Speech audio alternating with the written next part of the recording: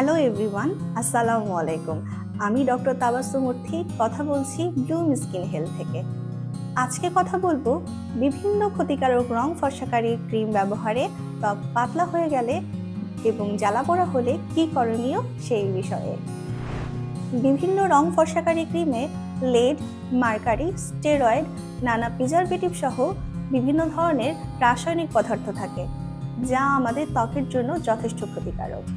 এগুলো খুব তাড়াতাড়ি হয়তো ত্বকে সাদা বা ফর্সা ইফেক্ট দিতে পারে, কিন্তু কিছুদিন পরেই এগুলোর প্রভাবে ত্বকে নানা ধরনের ক্ষতি হয়ে থাকে। ত্বকে কালো দাগ, মেস্তা, অবাঞ্ছিত লোম, চুলকানি, লালচে হয়ে যাওয়া সহ বিভিন্ন ধরনের সমস্যার সৃষ্টি হয়। সবসময় মনে রাখবেন, আমরা কখনো নিরাপদ উপায়ে আমাদের ত্বকের রঙকে সাদা বা ফর্সা করতে পারি না, সর্বোচ্চ উজ্জ্বল করতে পারি। ব্লুম স্কিন হেলথ মেস্তা, লাল তিল, ব্রণ, ত্বক পাতলা হয়ে যাওয়া সহ ত্বকের বিভিন্ন সমস্যা নিয়ে নিরাপদ এবং কার্যকর প্রোডাক্ট নিয়ে কাজ করছে।